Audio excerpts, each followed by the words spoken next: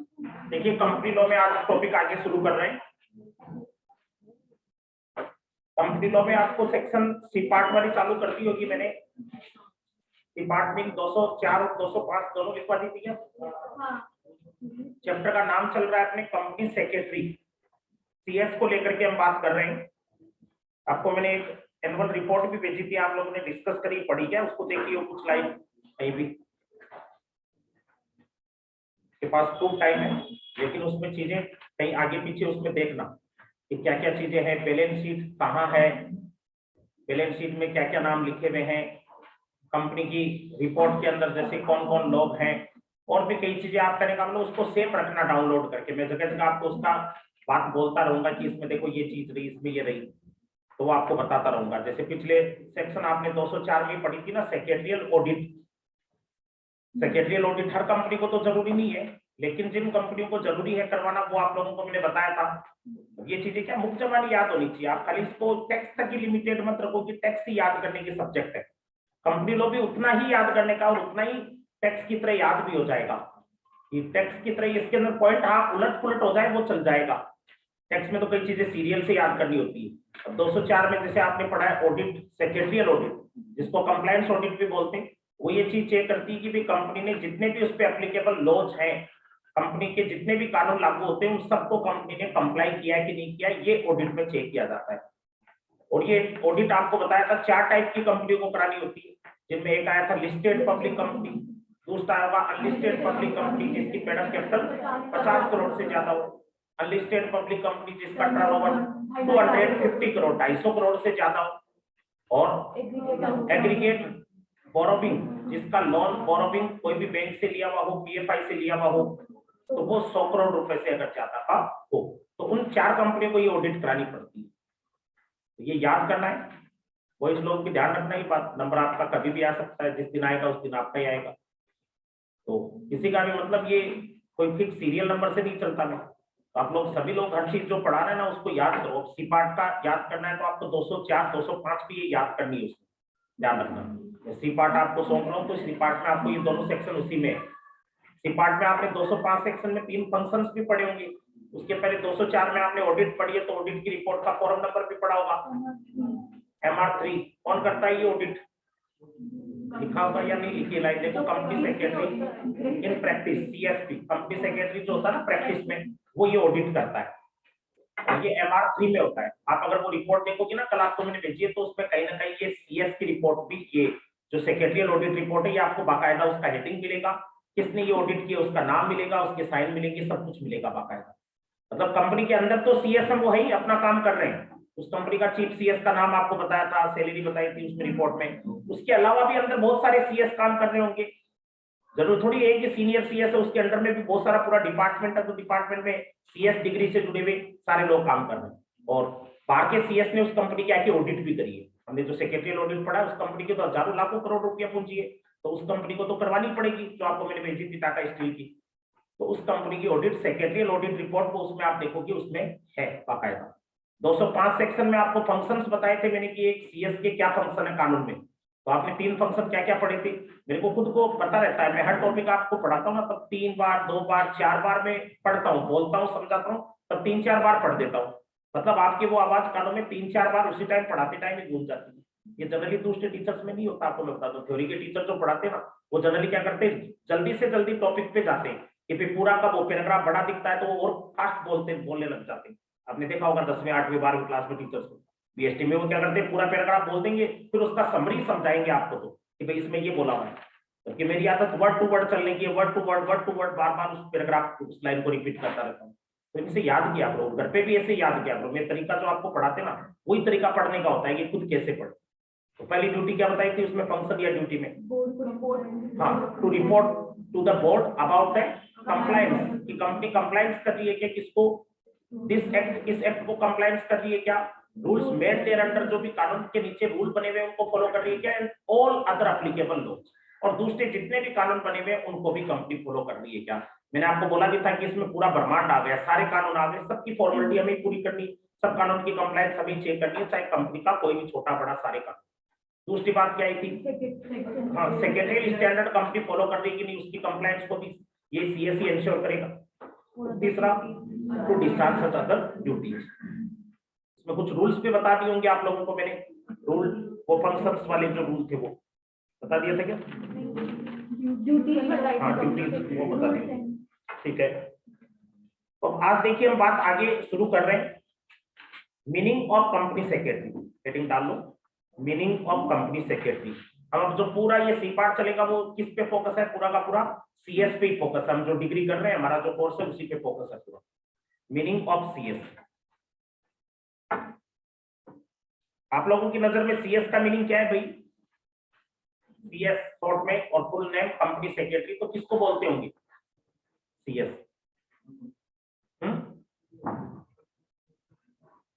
CS का meaning क्या होता होगा आपकी नजर में? सीएस का मीन अपने नॉर्मल मीनिंग नहीं लगा सकते। सीएस कानून के हिसाब से अगर बात करें तो कानून ये कहता है कि सीएस का मतलब वो है, कंपनी सेक्रेटरी का मीन वो है जो अपने institute, the institute of company secretaries of India का जो मेंबर, क्या कहता है कानून कि जो अपना इंस्टीट्यूट बना हुआ है the institute of company secretaries of India, उसका जो इंसान मेंबर है, तो मेंबर ऐसे तो कोई बनेगा नहीं। आईसीएसआई जो अपना इंस्टीट्यूट आप जिसकी पढ़ाई कर रहे हो उसका मेंबर कौन है? जिसने सीएस की पढ़ाई पूरी कर ली, ट्रेनिंग पूरी कर ली, सारा फॉर्मेलिटी पूरा कर लिया, फिर उसका नाम ही तो मेंबर रजिस्टर में होता है। जैसे आप सब लोग स्टूडेंट के तौर पे रजिस्टर्ड हो और आप लोग भविष्य में पढ़ाई पूरी कर लेते हो, सारी काम फॉर्मेलिटी ट्रेनिंग सब पूरी हो गई, तो उसके बाद में आप क्या बन जाओगे? सीएस। ये सीएस एक तपस्या की तरह पूरी भाई। पुराने जमाने में तपस्या भगवान के लिए की जाती थी, साधु महात्मा करते थे। अब आज हम पढ़ाई कर रहे हैं अपने कैरियर को बनाने के लिए, तो ये भी एक आपका स्ट्रगल है। और स्ट्रगल में हम लोग आपको जो कह रहे हैं उस चीज को फॉलो करते हुए आप एक दिन सीएस बनो। तो सीएस मेंबर जो होता है ना इंस्टीट्यूट का, उसको कहा जाता है। तो मीनिंग लिखो इसका, कानून में परिभाषा जो दी हुई है वो मैं आपको बता रहा हूँ। लिखो कंपनी सेक्रेटरी, सेक्शन है इसकी 2 ब्रैकेट में क्लोज है 24, 224, 2 ब्रैकेट में 24 लिख लिया। Secretary means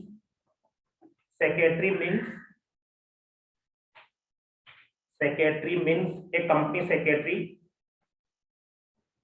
Secretary means a company secretary within the meaning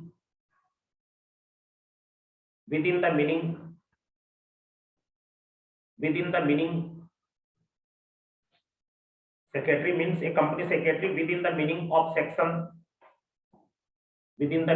section 2 bracket में 1, तो क्या है ब्रैकेट में 1 2 1, फिर उसका क्लोज, फिर यानी ब्रैकेट शुरू करके उसमें सी 2 1 सी 2, फिर ब्रैकेट में 1, फिर दूसरा ब्रैकेट है उसके अंदर सी, तो 2 क्लोज 1 और उसका सब clause C. Secretary means a company secretary within the meaning of section 21 C of that company secretaries act, of that company secretaries act. अच्छा निकाल दो ये वाली आ गई secretaries act, company secretaries act 1980, company secretaries act 1980। देखो वापस पढ़ो, सेक्रेटरी का मीन क्या बता रहा है ये? सेक्रेटरी का मीन कानून में थोड़ा सा अटपटा लिखा हुआ है। ये कानून की सेक्शन आपने ऊपर जो पढ़ी है ना 224 आपने लिखा होगा हेडिंग में, वो तो कंपनी एक्ट की सेक्शन थी। कि कंपनी एक्ट की सेक्शन 224 में ये लिखा हुआ है कि सीएस किसको बोलते हैं। तो ये सेक्शन खुद कह रही है कि secretary means company secretary. Secretary का अर्थ है वो कंपनी सेक्रेटरी जो कौन सी सेक्शन में बताया हुआ है? 21C। कौन से कानून की? एक सीएस का अपने कोर्स का अलग कानून बना हुआ है, सरकार का पार्लियामेंट का कानून बनाया हुआ है। उस कानून का नाम क्या है? CS act, company secretaries act. Company secretaries का सी और एस कैपिटल रखना, सी कंपनी सेक्रेटरीज एक्ट 1980, 1980 का कानून बना हुआ, आपको पता हो तो 1980। अब इसमें चैप्टर में आपके ये सीएस एक्ट चलेगा। अभी तक आप पूरे चैप्टर में आपने पूरे कानून में क्या पढ़ा अभी तक? पूरे कंपनी एक्ट की लास्ट सेक्शन 205 आ गई, वो उतनी तक ही है कोर्स में अपने। यानी अब आगे काम आपको सीएस एक्ट का बताऊंगा मैं। किसका काम खत्म हो गया? कंपनी एक्ट का काम खत्म हो गया। यहाँ पे उसने पावर अपना आपको सीएस एक्ट की तरफ ले जा रहा है। ये बिंदु, ये जो लाइन मैंने लिखवाई है इसमें क्या कर रहा है? कंपनी एक्ट और सीएस एक्ट दोनों को कनेक्ट कर रहा है। ये यहाँ सीएस का मतलब ये कर रहा है कि हमें नहीं पता, सीएस का मतलब है वो कंपनी सेक्रेटरी जो सीएस एक्ट में सेक्शन 21C में बताया हुआ है।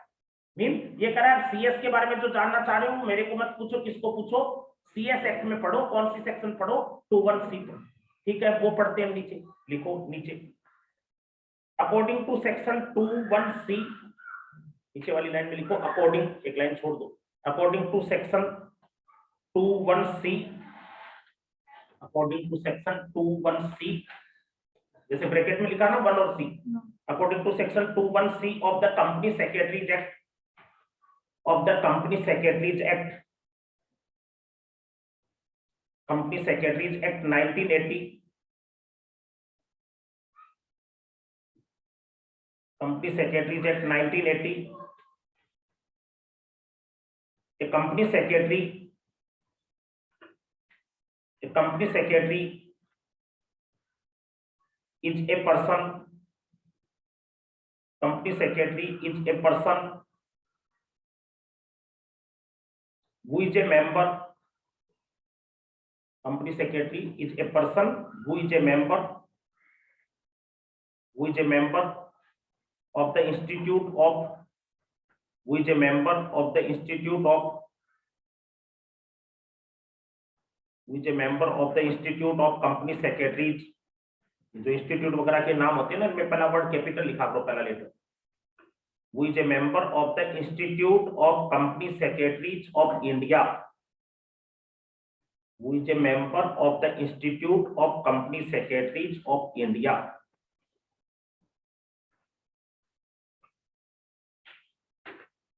लिख लिया क्या आप लोगों ने ये नाम?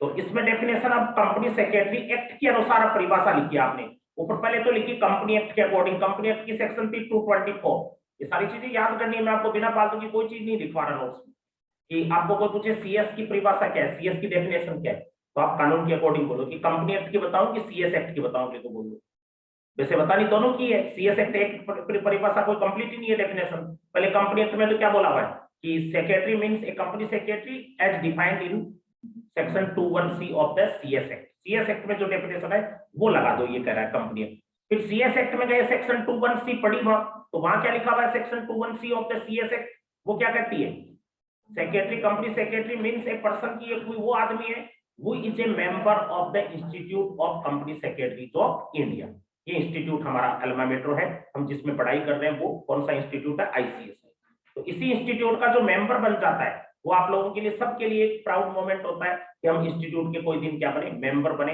अपने नाम के पहले सीएस लगे, कौन वो हो, हम जाए, तो कोई जिस दिन अपने को डिग्री मिलती है रियल में कि हाँ अब सीएस है वो ऑफिशियली, तो वो मेंबर बनना कहलाता है, हम जिंदगी भर मेंबर रहते हैं, मतलब मरूंगा तब तक मेरे नाम के साथ में क्या रहेगा, सीएस, ये अपनी एक उपलब्धि हो जाती है कि ये नाम हमने कमाया है, पढ़ाई करके हमें अर्जित हुआ है।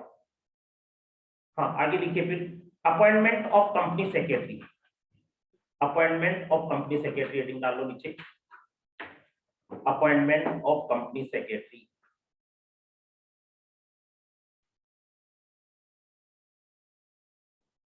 अपॉइंटमेंट ऑफ कंपनी सेक्रेटरी, कौन सी कंपनी में सीएस होना चाहिए, अब आपको कोई idea?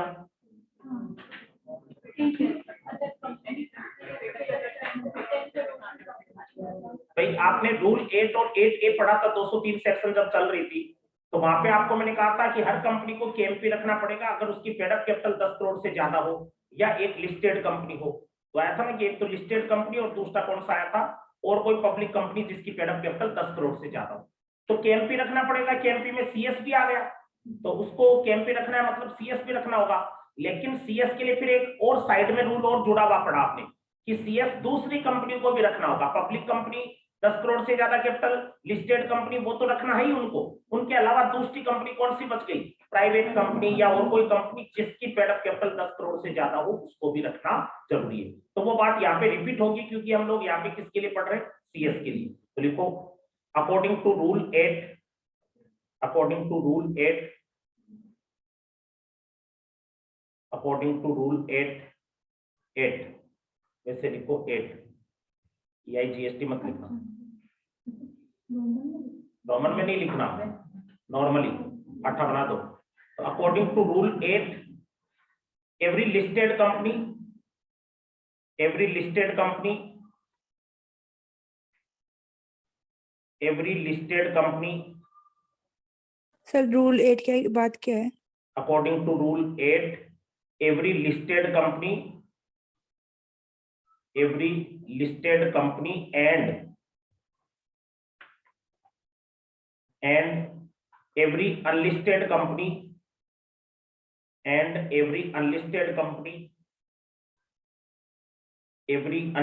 company having paid up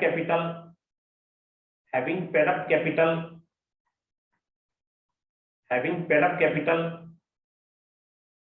of rupees 10 crore or more, having paid up capital of rupees 10 crore or more, having paid up capital of rupees 10 crore or more, shall have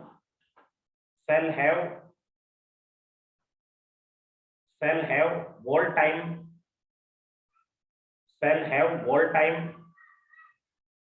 key managerial personnel, shall have wall time key managerial personnel लिख लिया क्या? KMP भी बोल सकते हो short में। दूसरा point भी लिखो इसमें, एक नंबर लगा लो ऊपर वाले के। तो दूसरा, every other company which has a paid up share capital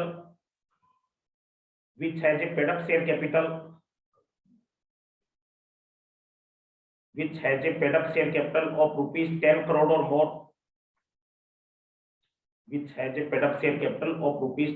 or more, every other company which has a paid up share capital of rupees 10 crore or more shall have a whole time company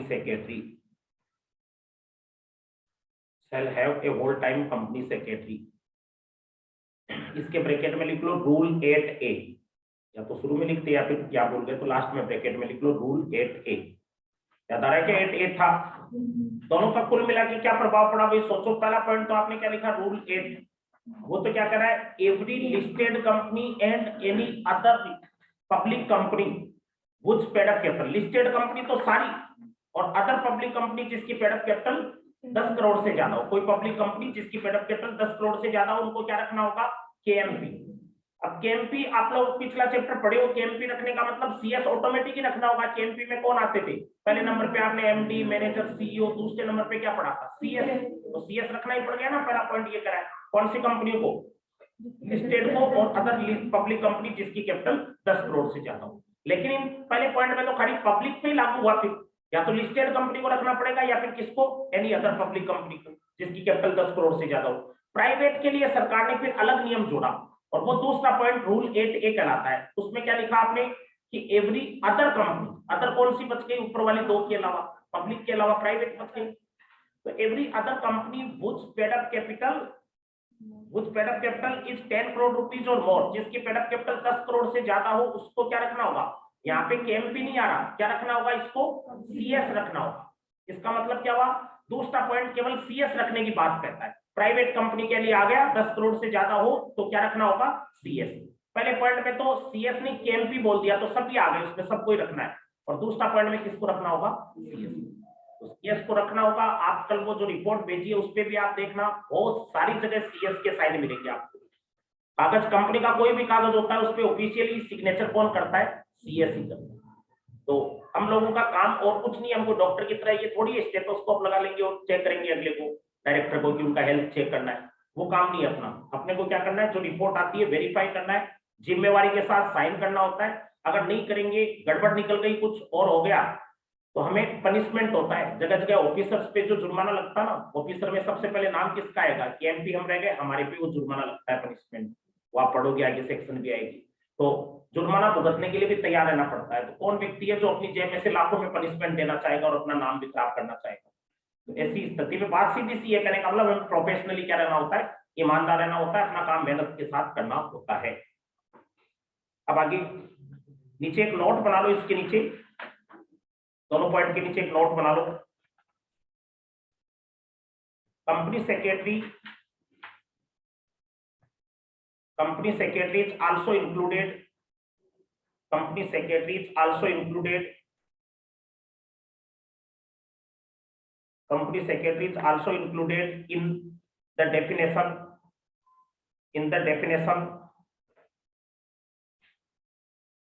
in the definition of KMP. Company secretary किसकी definition में आता है? आपने पढ़ा था KMP, KMP की definition का section लिखवाया था कि आपको पिछले में कौन सी थी? 2 क्लॉज 51 थी शायद, केएमपी 51 सेक्शन लिखना चाहो तो ब्रैकेट में section 2 clause 51।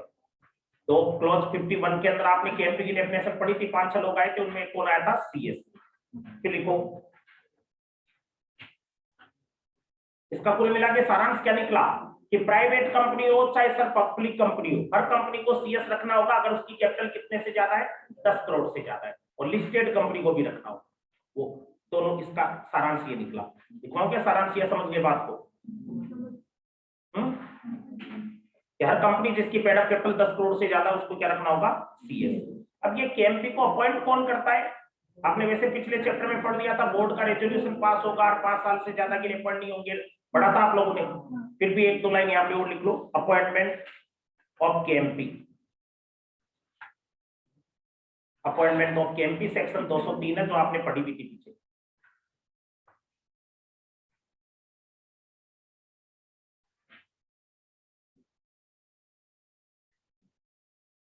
every whole time KMP, every whole time KMP shall be appointed, every whole time KMP shall be appointed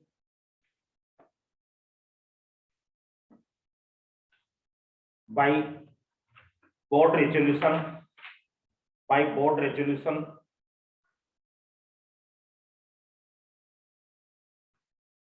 board resolution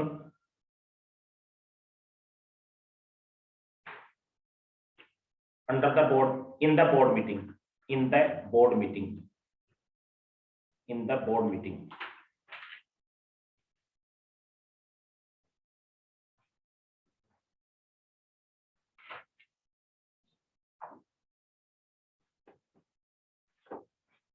हाँ, अब देखो बात आती है सीएस जो होता है, वो सीएस को लेके हम बात पढ़ने जा रहे हैं अगली।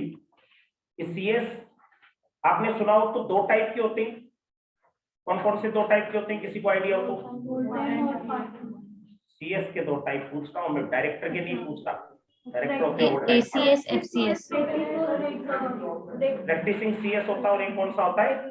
जो कोई रेगुलर जॉब करता हो, है ना। और इनमें भी और वैरायटी बनती है, वो भी आपको मैं बात करता हूँ।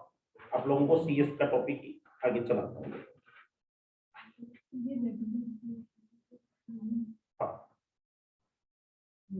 देखो नीचे अब हेडिंग डाल लो, कंपनी सेक्रेटरीज एक्ट 1980, हेडिंग बना लो। अब अपना कानून कौन सा चालू कर रहे हैं हम आगे? Company secretaries act, company secretaries. Spelling CS की आती है क्या आप लोगों को लिखनी पूरी? सी कंपनी की तो लिख ली, फिर सेक्रेटरी की क्या लिखी? SECRET के आगे ARY लगाते हो या ORY लगाते हो? ARY, ठीक है ना। तो यहाँ कंपनी सेक्रेटरीज बोला है मैंने, तो company secretaries act 1980, company secretaries act 1980, 1980 का जो कानून है उसकी बात कर रहे हैं। अंडरलाइन कर लेना, हेडिंग बना लेना, ठीक है ना। आपने डेफिनेशन सीएस की पढ़ ली। सीएस किसको बोलते हैं? सेक्शन 21 CI की अभी भी, CS means a person who is the member of ICSI, पढ़ा था। अब आपको नीचे टाइप ऑफ सीएस लिखो, type of CS, type of CS, पूरा नाम लिखो तो type of company secretary.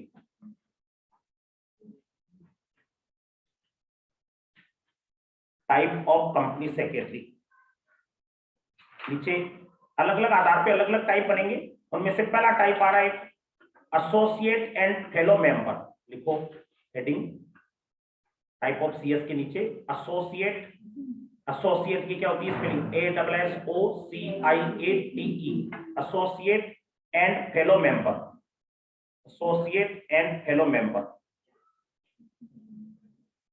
Fellow FELLOW, fellow, और फेलो की स्पेलिंग होती है ना वैसे FELLOW, फेलो मेंबर। क्या फर्क होता है इनमें आपको जानो तो अपने CS CS CMA इनमें सब में चलता है ये associate CS fellow CS, associate और फेलो मेंबर। देखो इनमें फर्क होता है। ये पहली बात तो उन लोगों के लिए वर्ड यूज होते हैं दोनों,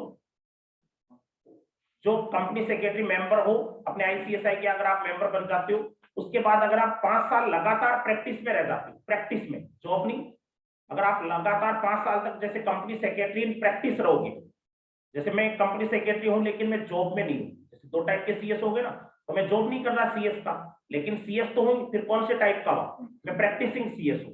कहने का मतलब मैं कोई भी कंपनी के कागज पे साइन कर सकता हूं, तो वो प्रैक्टिसिंग CS हो गया। एक पर्टिकुलर कंपनी से बंधा हुआ होता तो मैं सिर्फ उसी कंपनी के कागज पे साइन कर सकता था, और यहाँ पे क्या हो गया, कंपनी सेक्रेटरी इन प्रैक्टिस में बहुत सारे कागज होते हैं, टैक्स से जुड़े हुए और कोई GST से जुड़े हुए, अकाउंट से जुड़े हुए, तरह तरह के जितने भी कानून है उनमें जगह जगह लिखा हुआ है कि ये काम कंपनी सेक्रेटरी इन प्रैक्टिस ही करेगा, तो वो काम पे साइन चल सकते हैं। और अगर मेरे को ये पूरा 5 साल हो गए इसको करते हुए, तो मैं क्या बन जाऊंगा, फेलो मेंबर।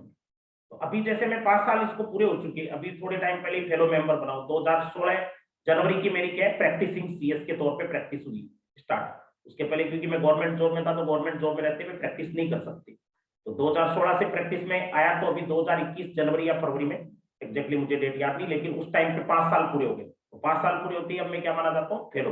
फेलो का मतलब क्या हो गया, सीनियर जूनियर वाला सा हो गया एक तरह से, कि भाई जो 5 साल तक तो हम क्या रहते हैं, जूनियर CS रहते हैं एक तरह से, और 5 साल पूरे होने के बाद क्या बन जाते हैं, बुजुर्ग बन जाते हैं, वरिष्ठ होता। तो वो, तो लिखो इन दोनों में अंतर। हेडिंग बना लिया आपने, एसोसिएट एंड फेलो मेंबर। इससे क्या नाम के माध्यम से पहचाना जाता है, जैसे CS के कई बार आप देखोगे नाम के पहले लिखा हुआ रहता है ACS, क्या लिखा हुआ रहता है ACS। ACS का मतलब क्या हो गया, वो एसोसिएट कंपनी सेक्रेटरी। और कई जगह नाम के आगे आप क्या देखोगे, FCS।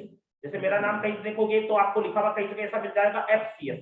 तो हमें ये बातें पता होनी चाहिए ना, कोई पूछ ले कि FCS में ACS में क्या फर्क होता है, या केवल CS लिखा हुआ है। केवल CS तो कॉमन है, कोई भी जैसे मेंबर है, मैं CS लिखता हूं तो चाहे 5 साल पहले लिखूं चाहे बाद में लिखूं, नाम के पहले CS लगा सकता हूं, CS Ramesh Patwari.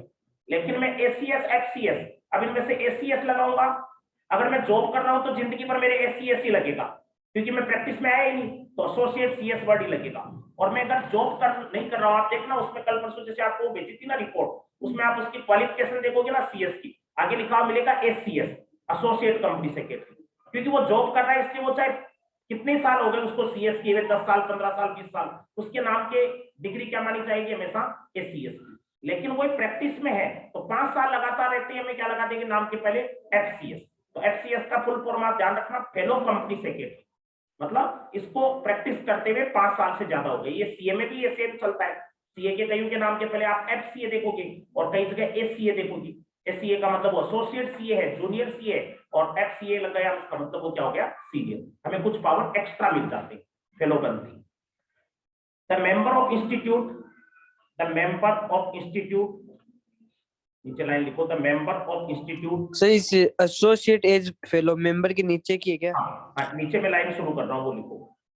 The member of the institute shall B divided, the members of the institute shall B divided, the members of the institute shall be divided into 2 classes, the members of the institute shall be divided into 2 classes, which are as following, which are as following, which are as following। Member जो institute का उसकी 2 classes हो जाती है, जो नीचे आपको आ रही है, एक नंबर नीचे लिख लो, associate company secretary, associate company secretary, spelling सही लिखा करो, एसोसिएट कंपनी सेक्रेटरी या एसोसिएट मेंबर बोलेंगे इसको, एसोसिएट कंपनी सेक्रेटरी, ब्रैकेट में लिख लो एसोसिएट मेंबर भी, एसोसिएट कंपनी सेक्रेटरी और ब्रैकेट में क्या नाम लिख लो, एसोसिएट मेंबर, एक ही बात है। एसोसिएट कंपनी सेक्रेटरी या एसोसिएट मेंबर किसको बोलेंगे, अब देखिए, लिखो नीचे line, any person whose name, heading बना लिया ना वो ऊपर, एसोसिएट कंपनी सेक्रेटरी या एसोसिएट मेंबर, और उसके अंदर लिखवा रहा हूं मैं, any person whose name is entered, any person whose name is entered, any person whose name is entered in the register of members, whose name is entered in the register of members maintained by,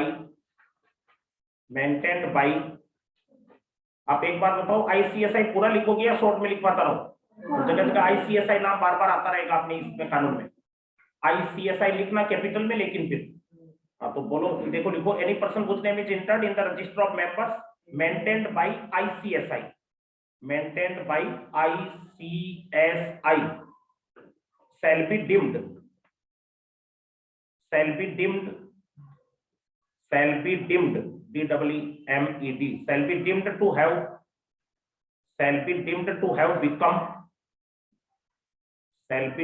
have become an associate, shall be deemed to have become an associate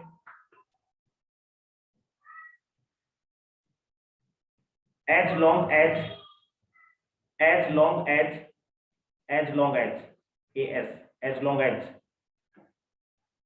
his name remains, as long as his name remains so entered, his name remains so entered,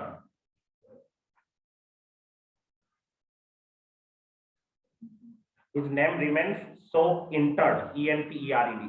फिर नीचे दूसरा point इसी में या अलग line में लिख लो नीचे, Sir, his name remains so entered। फिर नीचे लाइन में लिखो ना, he shall be entitled, he shall be entitled, he shall be entitled, he shall be entitled to use,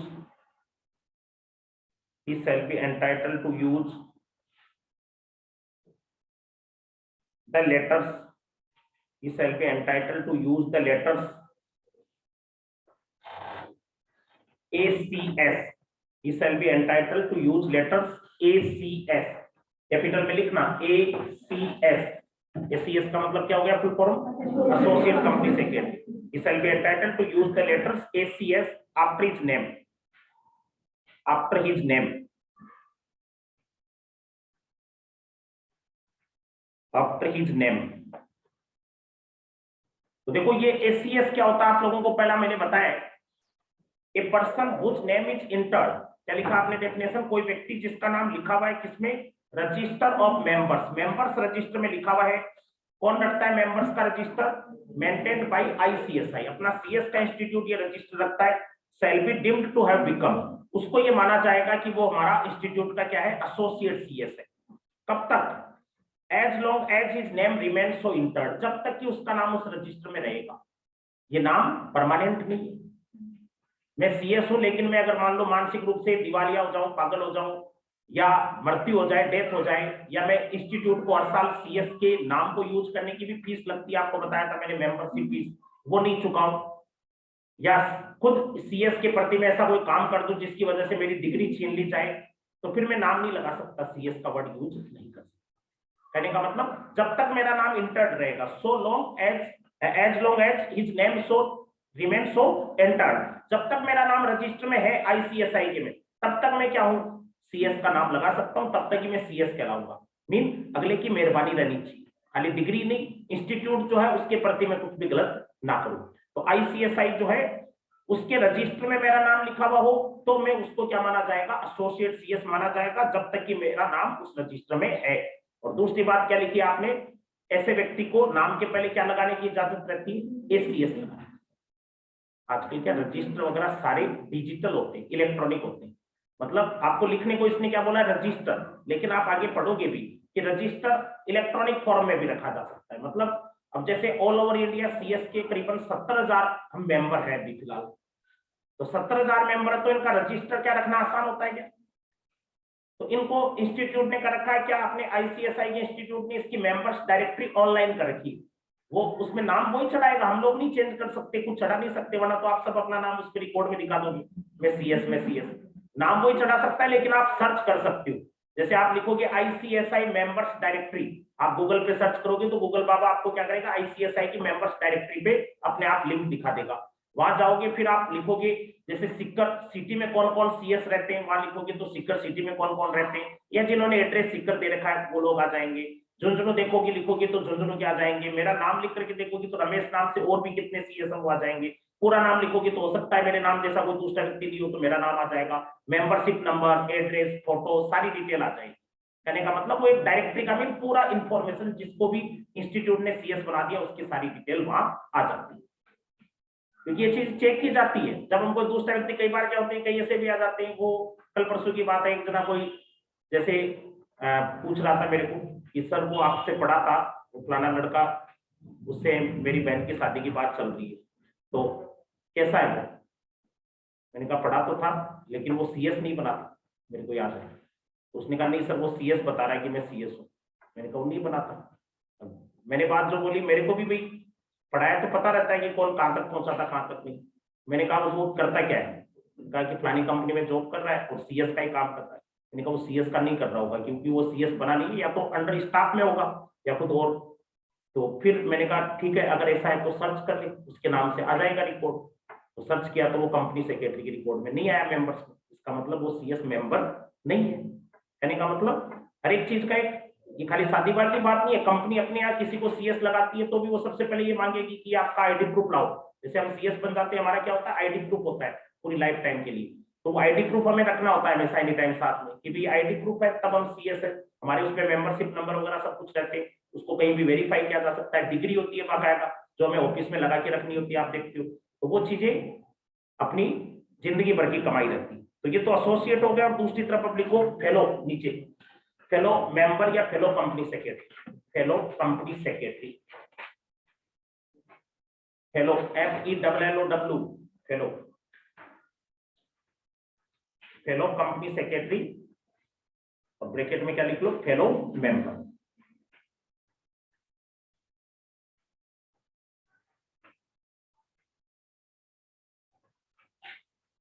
A person will be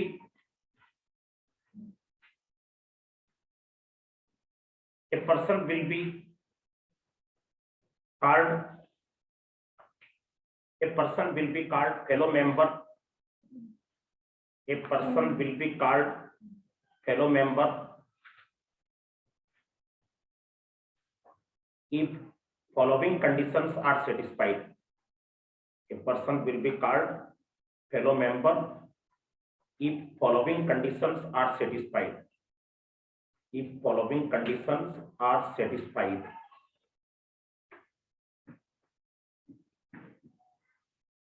अगर नीचे बताई हुई कंडीशंस पूरी हो तो, कुछ कंडीशंस है वो पूरी करेंगे तो फेलो सीएस माने जाएंगे। नीचे एक number,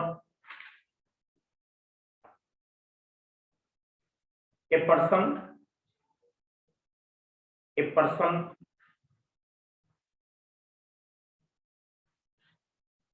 who is associate company secretary, a person who is associate company secretary for a continuous period of, a person who is associate company secretary, a person who is associate company secretary for a continuous period of not less than 5 years, for a continuous period of not less than 5 years. तो कम से कम कितने साल से company secretary हो? Associate 5 साल से। Second point,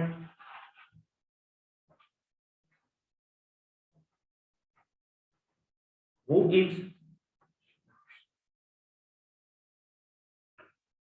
has been, कर लो इसको, who has been in continuous practice, who has been in continuous practice, who has been in continuous practice in India, continuous practice in India for at least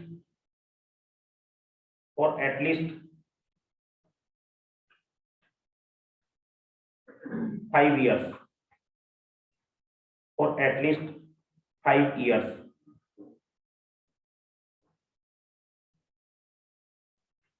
और at least 5 years। दूसरी condition क्या आ गई, वो साथ ही साथ क्या होना चाहिए, प्रैक्टिस में होना चाहिए। कितने सालों से कम 5 सालों से। वो जॉब कर रहा है तो 5 साल हो गए तो भी फेलो मेंबर नहीं कराएगा, वो क्या होना चाहिए, प्रैक्टिस करते हुए उसको कम से कम कितने साल हो गए, 5 साल। Third, who purchase POSSESS,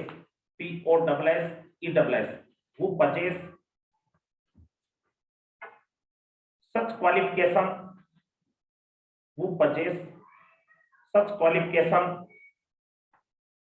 or practical experience,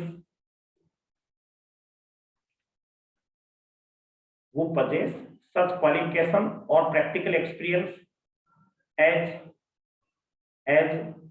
council,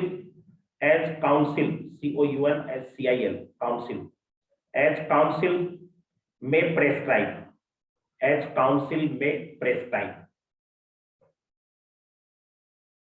उसके पास थर्ड थिंग जो आपको लिखवाइए मैंने, क्या होना चाहिए, उसके पास एक्सपीरियंस जो, और कोई क्वालिफिकेशन सरकार तय करे, आईसीएसआई की काउंसिल बनी हुई है वो तय करे, वो उसके पास एक्सपीरियंस होना चाहिए। चौथी चीज, payment of prescribe fees, payment of prescribe fees,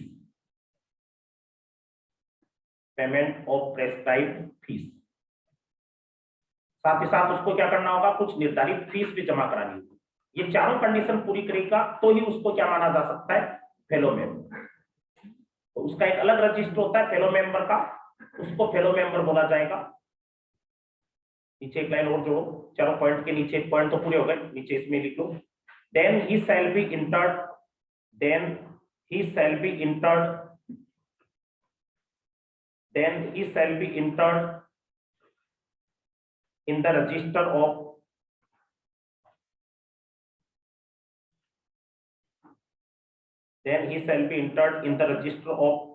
fellow member, then he shall be registered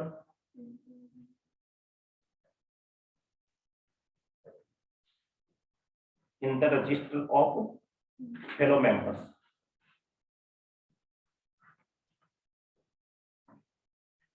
तब वो इसी दशा में करा फेलो मेंबर के रजिस्टर में उसका नाम दर्ज होगा। टोटल कितने फेलो मेंबर होंगे आपको मैं बताऊं, ऑल ओवर इंडिया कितने मानते हो आप लोग टोटल फेलो सीएस?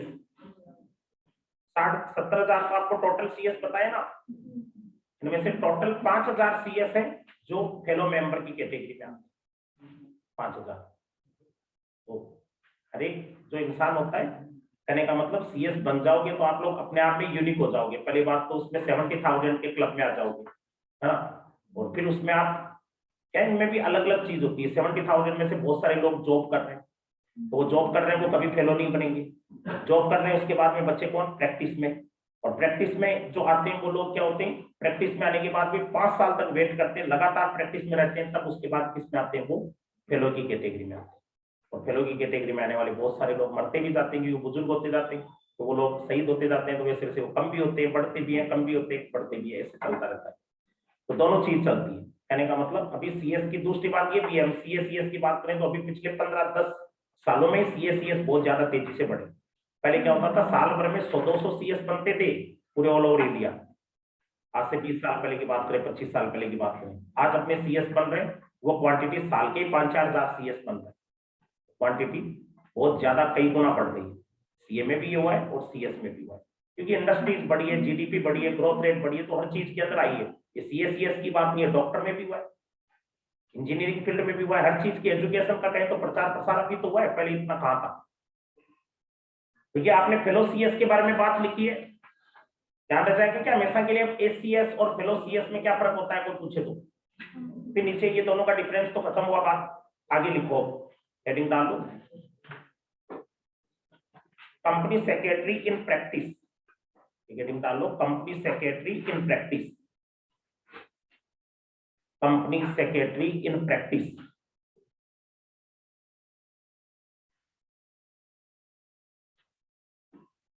ब्रैकेट में इसके नाम के ब्रैकेट में लिख सकते हो certificate of practice, certificate of practice, certificate of practice, company secretary in practice लिख लिया आप लोगों ने नाम, और ब्रैकेट में क्या है इसके, सर्टिफिकेट ऑफ प्रैक्टिस, जिसको सीपी बोलते हैं।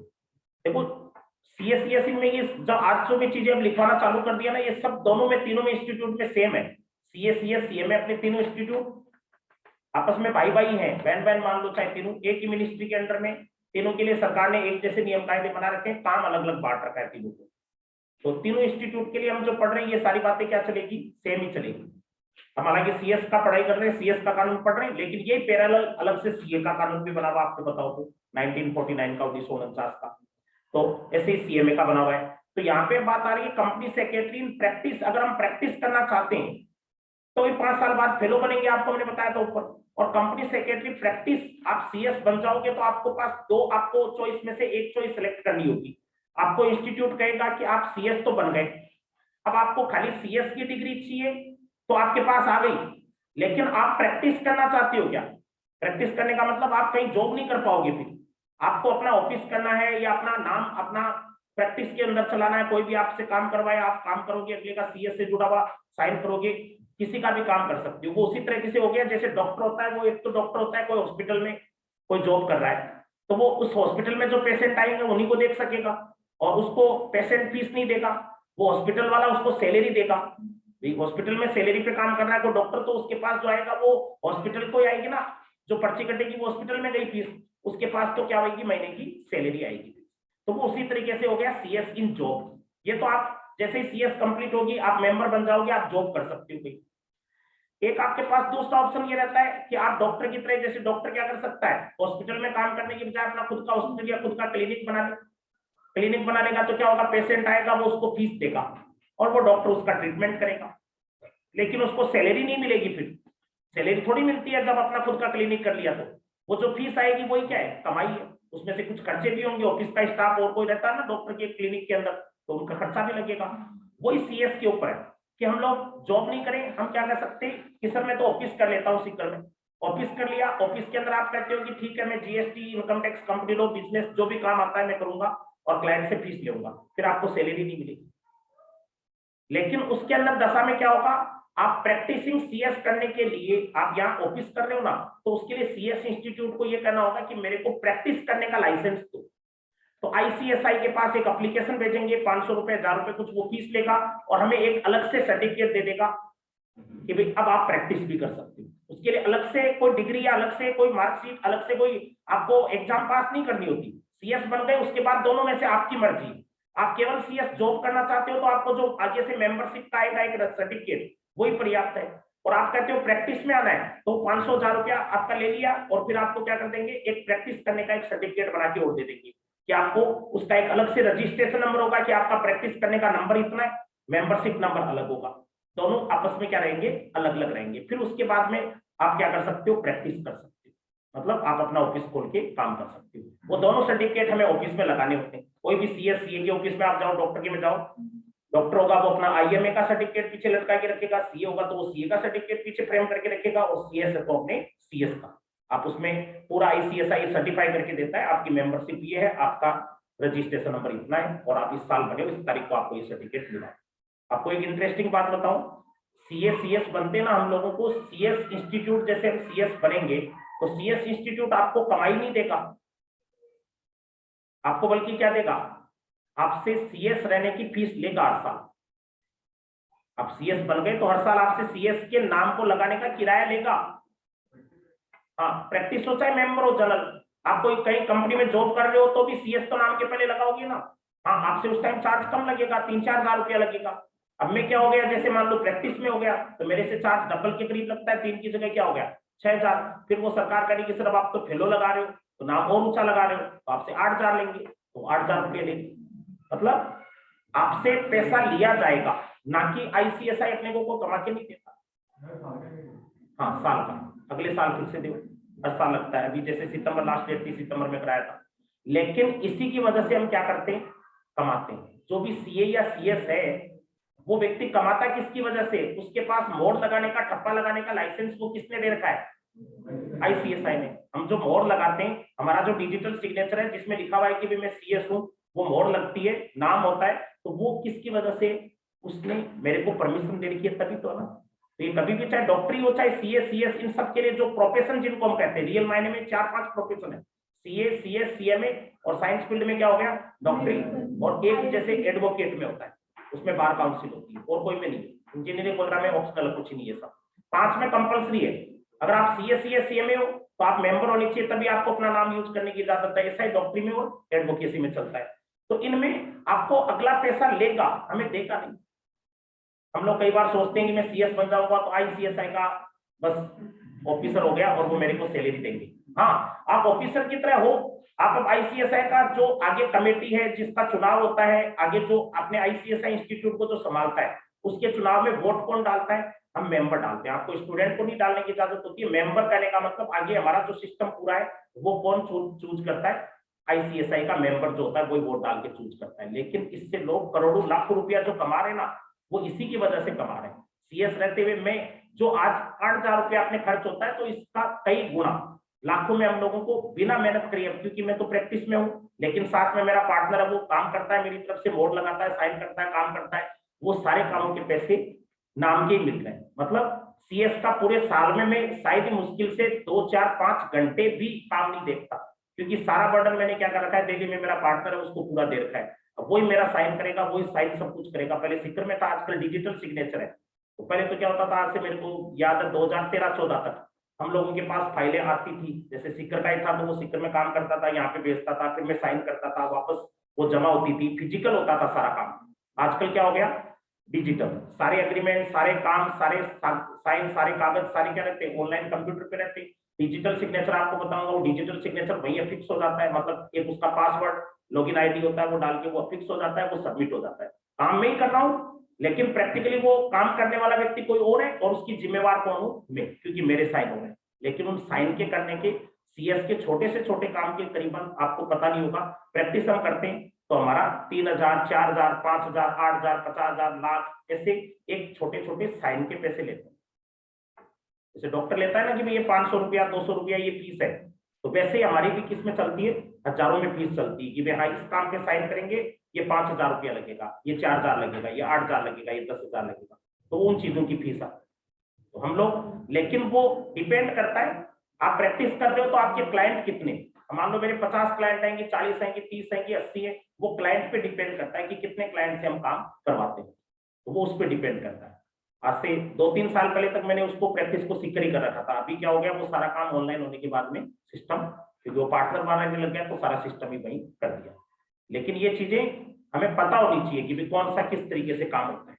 तो आजकल किसी भी, सोचो पहले मेरे को याद है 5 साल पहले की आपको मैं बता रहा हूँ कि हर आधे घंटे में क्या करना होता था, बीच में ऑफिस में जाना होता था पढ़ाने के बीच में, इस पे साइन करने के लिए फाइल आ गई, इस पे ये करना, इस पे करना, क्योंकि क्लाइंट आ गया और कोई आ गया तो तुरंत साइन करके देने होते थे, करने होते थे। अब वो लफड़ाई क्या हो गया, बिल्कुल खत्म, क्योंकि हम लोगों को फिजिकल सिग्नेचर करनी ही नहीं है सीएस को।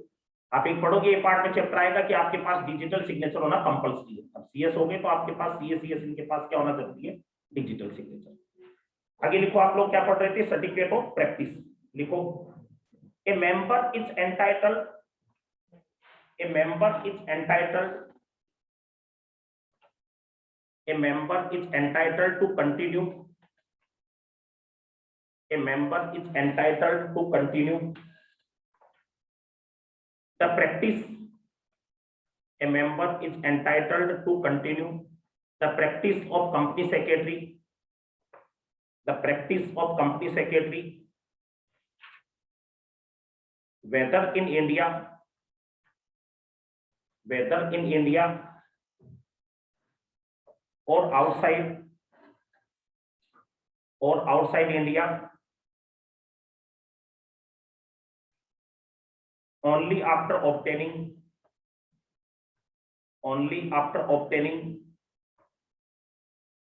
a certificate of practice, only after obtaining a certificate of practice।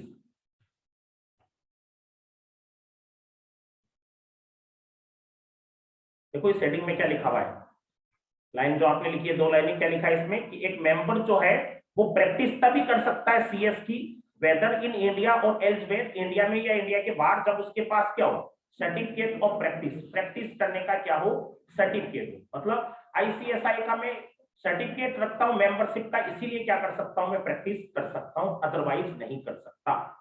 अब वो आपको ये सब आपके साइन क्यों करवाता है? अगर आपका पार्टनर वो सीएस है तो वो खुद अपने साइन क्यों नहीं करता? हो सकता ना आपके मन में क्या सब नहीं है। बात सीधी सी है कि देखो सीएस क्या करते हैं, अपने जैसे हर आदमी अपनी अर्निंग बढ़ाना चाहता है ना।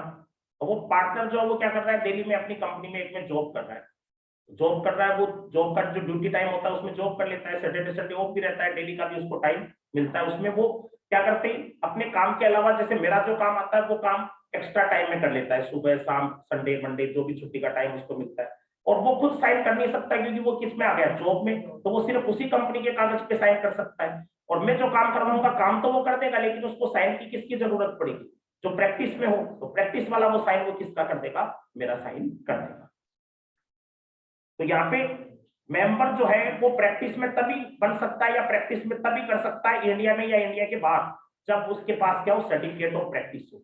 आपको बता दूं लगभग 60 देश है इंडिया के बाहर जहां पे अपनी सीएस की डिग्री वैलिड है। 60 देश में ज्यादातर वो डेवलप की कंट्री है ना।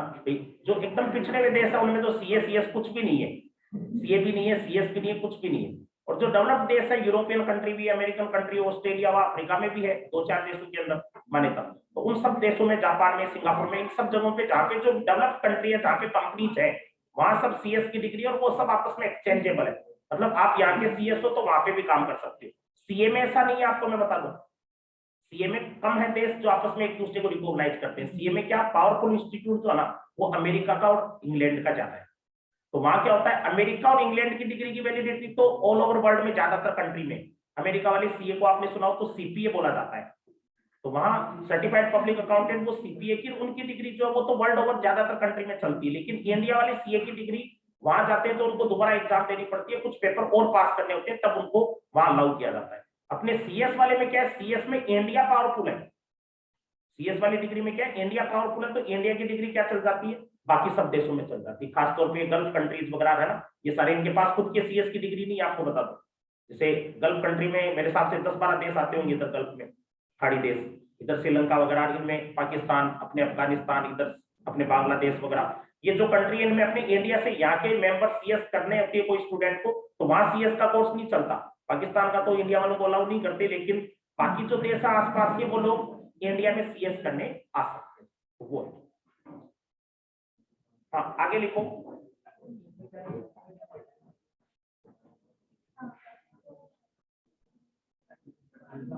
ए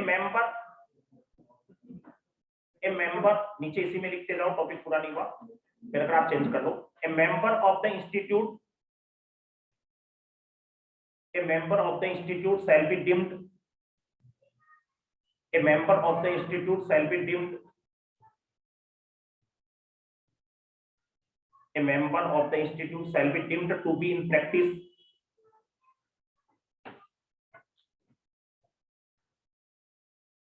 a member of the institute shall be deemed to be in practice when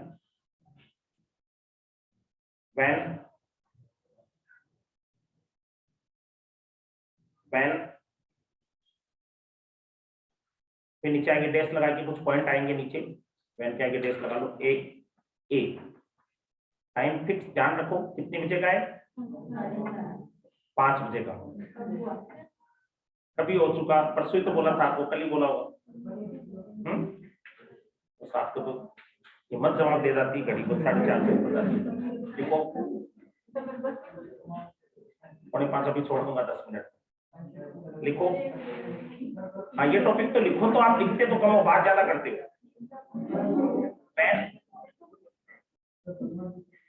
He engage himself, पहला पॉइंट लिखो, he engage himself, when के आगे नीचे पहला पॉइंट शुरू कर दो, आपका बस बंद हो जाता है दिमाग।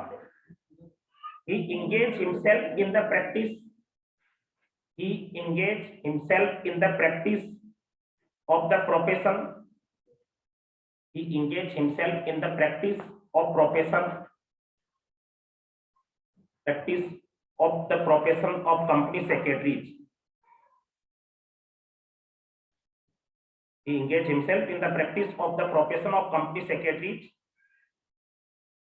to any company, to any company, to any company or to any company और के बाद दूसरा पॉइंट चालू कर दो। और सेकेंड पॉइंट है offer to perform, offer to perform, offer to perform और perform service, offer to perform और perform service, perform service in relation to the, in relation to the promotion, in relation to the promotion, promotion, incorporation, promotion, incorporation, amalgamation, promotion, incorporation, amalgamation, amalgamation, amalgamation में कहीं भी और कुछ नहीं लगता, ये लगता है बस। amalgamation, reconstruction, reconstruction और winding up of companies, और winding up of companies, और winding up of companies।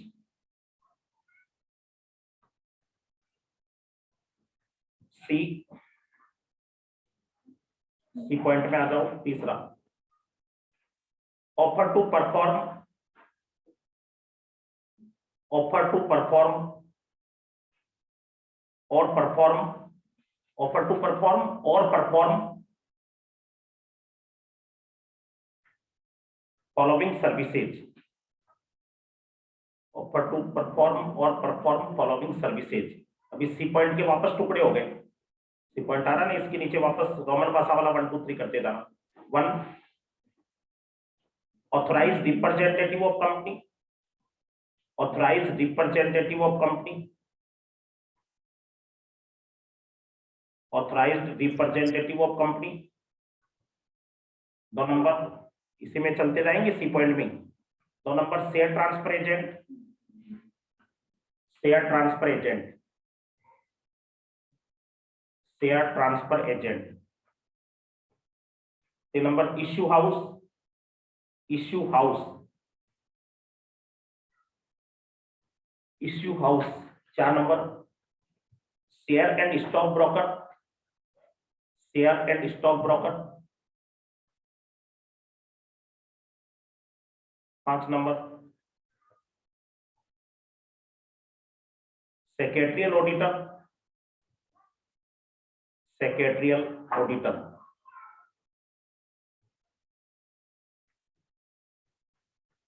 'Secretarial auditor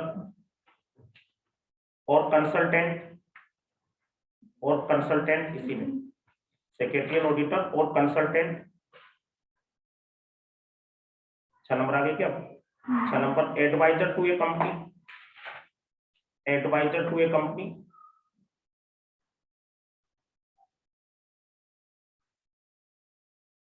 7 number issuing certificate, issuing certificate, issuing certificate on behalf of a company,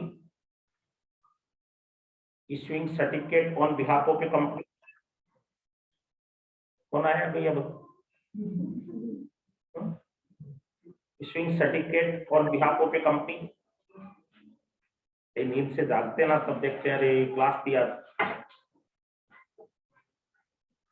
ये सी पॉइंट कंप्लीट हो गया, सी के टुकड़े आने थे वो कंप्लीट हो गए। डी पॉइंट, डी तो आएगा ही, ए बी सी, सी के बाद अब लगाओ D. Hold himself out, hold himself out, hold H O L D, hold himself out to the public, hold himself out to the public, hold himself out to the public as a company secretary, as a company secretary in practice, hold himself out to the public as a company secretary in practice। E, अगला पॉइंट लिखो E. Render professional services, render RENDER, render professional services, render professional services और assistance, render professional services और assistance relating to the render professional services or assistance relating to the practice of the profession, relating to the practice of the profession of company secretaries।